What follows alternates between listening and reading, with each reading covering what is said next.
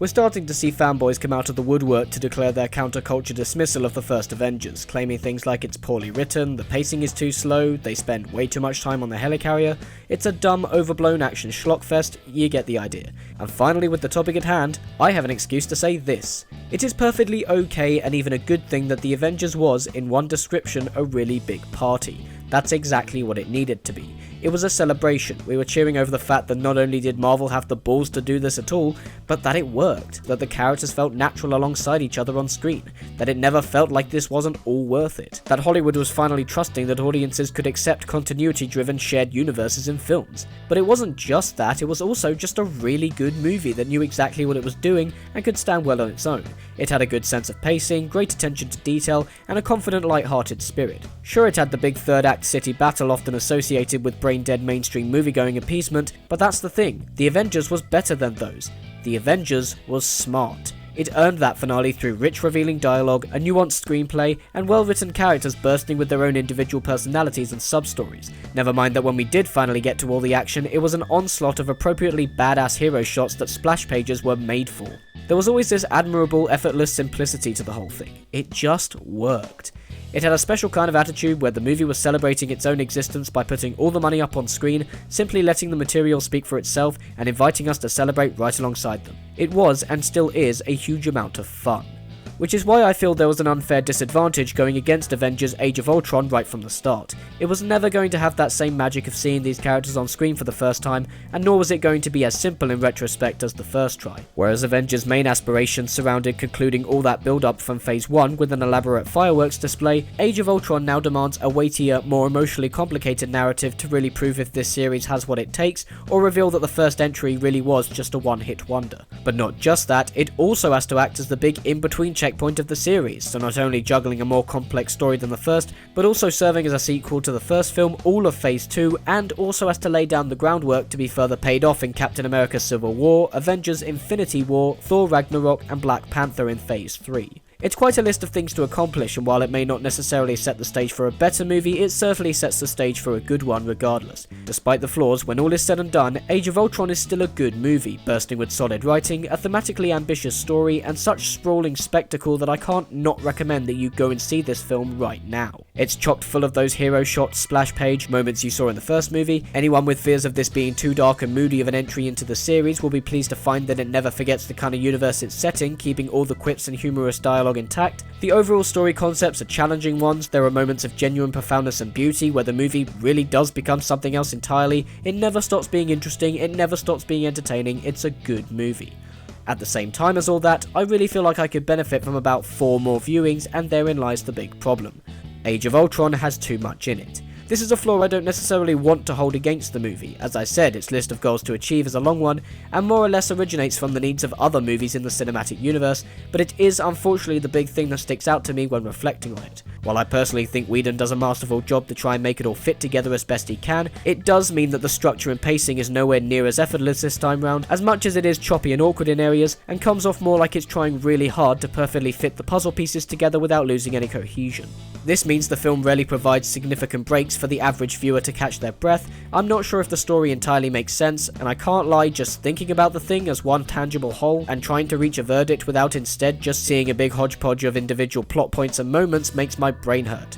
But I want to stress, it never loses its central narrative focus, it never feels half-assed, and with a worse writer the film really could easily have fallen apart at the seams, but it doesn't, and that kind of makes it a minor miracle in and of itself. As the story opens, the Avengers have been busy hunting down all stolen alien tech left over from the Battle of New York, being used by opposing sides in attempts to weaponize it all. When they raid a Hydra outpost in Eastern Europe led by Baron von Strucker, who's been experimenting on humans with Loki's scepter from the last movie, they encounter a pair of twins, Pietro Maximoff, Marvel Universe's version of the Quicksilver character that we saw last year in X-Men Days of Future Past, who has super speed, and Wanda Maximoff, who can manipulate minds and has telekinetic abilities, who both have a personal grudge against Stark they're eager to settle. This entire opening is a perfect way to reintroduce the viewer to each member, their abilities, their chemistry, and kicks off the story without having to start off slow by explaining why only now have the Avengers teamed up again after so long. It's fast paced, there's terrific camera work, it drops you right in the middle of the action, and it's awesome. Meanwhile, with it now in their hands, Tony and Bruce Banner discover the basis for an artificial intelligence within the Scepter's gem, and after attempts to apply it to his Ultron global defense program, the unexpectedly sentient AI begins putting his plan in motion of saving Earth through the eradication of human life, and recruits the Maximoff twins to help him axe the Avengers once and for all to allow him to do that. Any further plot details that might steer towards spoiling the picture. Needless to say, there's a lot of dark mess with your head hallucinations going around, the team struggling to agree on stuff, MacGuffins being referenced and utilised, and the team's individual weaknesses constantly being tested. Sorry if it sounds like I'm bullet pointing all of this, there's so much to unpack from this movie. Character-wise, it gets pretty much everyone to the T. While this has unfortunately made me incredibly sick of Iron Man, given his central involvement in the plot yet again, I can't say that it's without a purpose. Downey can play this character in his sleep as far as I'm concerned, and the particular sensibilities of the story help further establish what make him and Captain America completely different leaders with contrasting ideologies, a theme which is necessary to establish prior to Civil War, though I must admit I'd have liked for Cap to have more to do. On the other hand, I was thoroughly pleased to find that the considerable amount of screen time dedicated to Hawkeye, whose lack of focus in the last movie seemed to be the one legitimate thing folks took issue with, doesn't come off as a shameless afterthought simply because fans noticed it. He's excellently utilised in the character arcs of the Maximoff twins, and he really does seem to be the heart of the movie. There's a Hulk and Black Widow relationship that I'm not sure entirely works in terms of progression for Banner, and maybe feels like it could have been cut to provide some needed room to smooth out the story, but I'd be lying if I said Ruffalo and Johansson don't share great chemistry regardless. If you haven't heard by now, Ultron kicks a lot of ass. Thanks to a brilliantly witty, menacing, and surprisingly charismatic motion capture performance made only possible by James Spader's unique off-kilter style, Ultron comes off all at once as one of the funniest, most haunting and layered antagonists we've seen in the MCU thus far.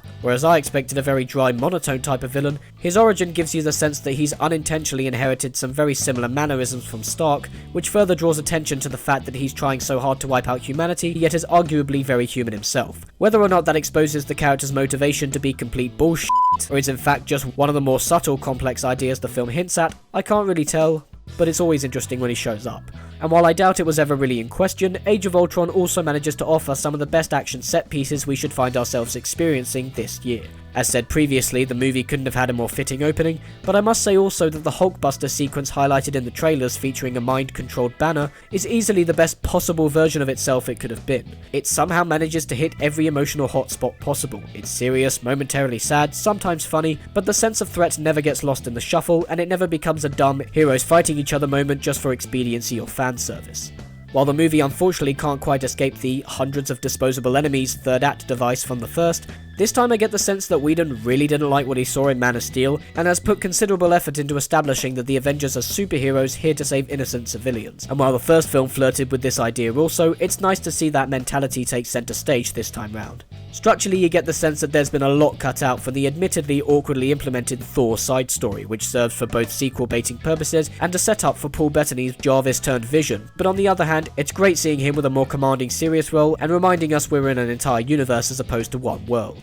I don't want to spoil what information has yet to be discovered about Vision, but for those that aren't aware, he was my favourite Avengers character before seeing this movie, and he's very well used once awakened. Vision is, in a few respects, a lot like Venom from Spider-Man. To do him at all, you have to establish all this other stuff beforehand, which means you run the risk of rushing his origin, but everything post that section of the film is some of the movie's best moments. He shares terrific dialogue exchanges with the rest of the team, and when him and Ultron face against each other, you feel like you're in the presence of gods. It's really quite fascinating to watch them interact.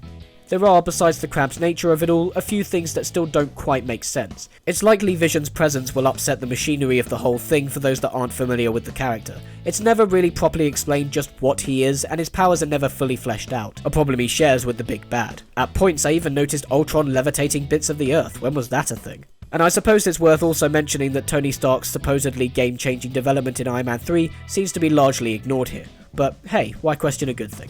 I must admit it's a shame to see such brilliantly simple moments in the movie, like everyone attempting to lift Thor's hammer, remind us how terrific Whedon is at conversational dialogue between larger-than-life characters, an element the first film largely consisted of, get bogged down under the weight of juggling every other possible asset. I understand you want to tackle as much as you can within a 2-hour, 20-minute runtime, but there's a limit to how much the viewer can take before the head pops. Avengers Age of Ultron is a complicated movie.